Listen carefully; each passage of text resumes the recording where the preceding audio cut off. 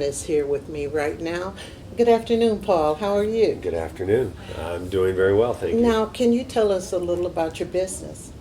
Urban Ashes is a manufacturer of picture frames and home furnishings or furnishings in general. And we do that all with urban salvage wood, street trees, yard trees, storm damaged trees, and wood coming out of houses and buildings being deconstructed in the Detroit metro area. We do that all focusing on working with ex-felons. So the way I like to put it simply, there's two ways. We're in the business of making transformations, transforming the wood from waste into finely crafted products, transforming often discarded people into highly productive people. So somebody coined us that we're saving trees and saving lives. So I guess that's what we do. I think so. You know, I'm a teacher. We were in the salvation business. I taught for a long time. So what do you think of the symposium so far?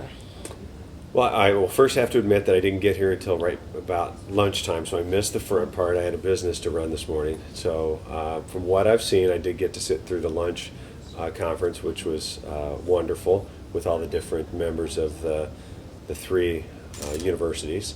That was some good information. Our panel came right after that, and I have to say at least two of the panel members that I was with, I guarantee we'll be having some long-standing conversations afterwards and hopefully some business relationships. So what do I think about it so far? I'd say so far pretty good. Well, great idea. Now, tell me this. If I gave you a magic wand and told you, take this wand and I want you to fix one thing about Detroit, what would it be? Whew, man. Just one thing. The one thing I would say, and it's the obvious thing to me anyways, it's because we're so focused on it, is that unfortunately there is such a large volume of people coming out of Detroit that are previously incarcerated, giving them a legitimate chance and giving them all the support systems. That'd be one thing I'd like to see. Absolutely, because, I mean, when people don't have a chance, they resort to other measures. They resort to survival. Right. And when they don't have the support systems provided by, whether it's last resort, in my opinion, is the government, but provided by businesses and provided by other organizations and individuals, when they're not provided that, they're going to resort back to, unfortunately, survival and whatever they need to do to survive. Absolutely. How long have you had the business? The business has had me for about 6.5 years. How did you come up with the idea? The idea came out of, I helped start an organization in 2005 called the Urban Wood Project, which is, this is the peak of the Emerald Ash Borer that started here in southeast Michigan and Canton specifically, but came through the Detroit ports. And we were looking for a way to utilize all the ash trees that were being destroyed by mulch. Well, the emerald ash borer was killing them, but then... Well, is your educational background in this? My educational background's in fine art. Oh, okay. But it taught me how to make things. So I've been making things for 35 years.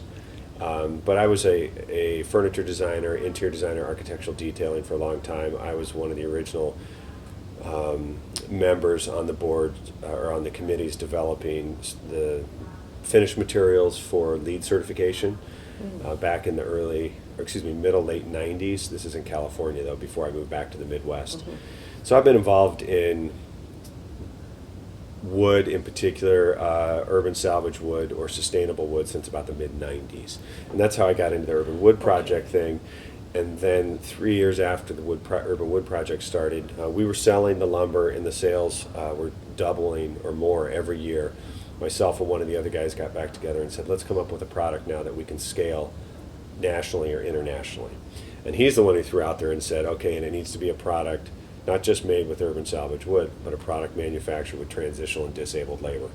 And I looked down and I said, okay, disabled labor, I can guess what that is. Transitional, what the hell is that? To me, it sounded like day labor.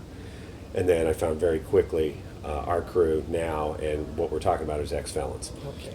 So those who have not been through the process like to sugarcoat it or PC it and call it transitional, returning citizens, whatever. My crew and most of the people that I've worked with that have come from that environment or that world own up to it right away. Right. They don't sugarcoat it. They Right. say, we're ex-felons. This is Right. what we are. Right. Let's call it what it is.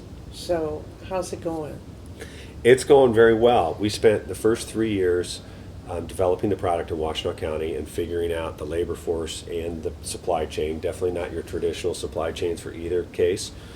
And then February of 2012, we decided to go outside of Washtenaw County. We had 4 retail shops we were working with. Now, what are we in October of 2015? We are in about 220 locations in 42 states. And we have a multitude of national accounts with some big manufacturers that we're manufacturing specifically for, and we're now getting into the contract world where we're designing and manufacturing for restaurants and retail market. Wow, you've taken my next question out of my, because I was going to ask you if you had an idea for a business that would improve some aspect of urban life, and I think you've just told me that, But Well, it's a business that one of the questions that came up during our panel I thought was a great question because it was something that was critical to us. That unfortunately a lot of even great entrepreneurial businesses are very small scale, and they have a lot of impact, especially because you connect these all together. They make a huge impact. But our idea from the beginning was to develop a model that we could scale nationally, that could be reproduced in different regions.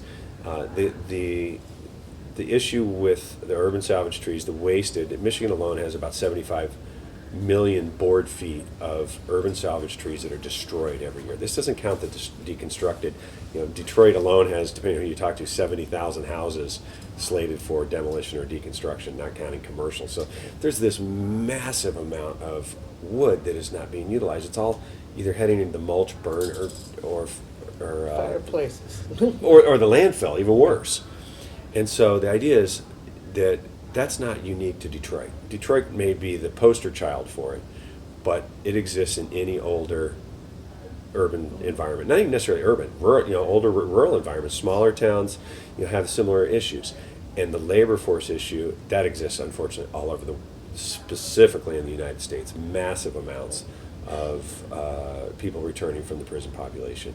So it's, what I like about it is that business is scalable and it impacts it hits multiple things. It hits the wasted resource and the wasted human lives. Absolutely. Well, I'd like to thank you for thank you. joining us, and I think I'm Thank you going for to having be me. talking to one of your employees. Yeah, speaking of poster child, that's why I said I went first. He's got to go. I make him go after me. So he is definitely the sort of the face of the employment aspect of what we do. Well, So, thank you. Thank you for what you're doing for the community, too. well, thank you very much.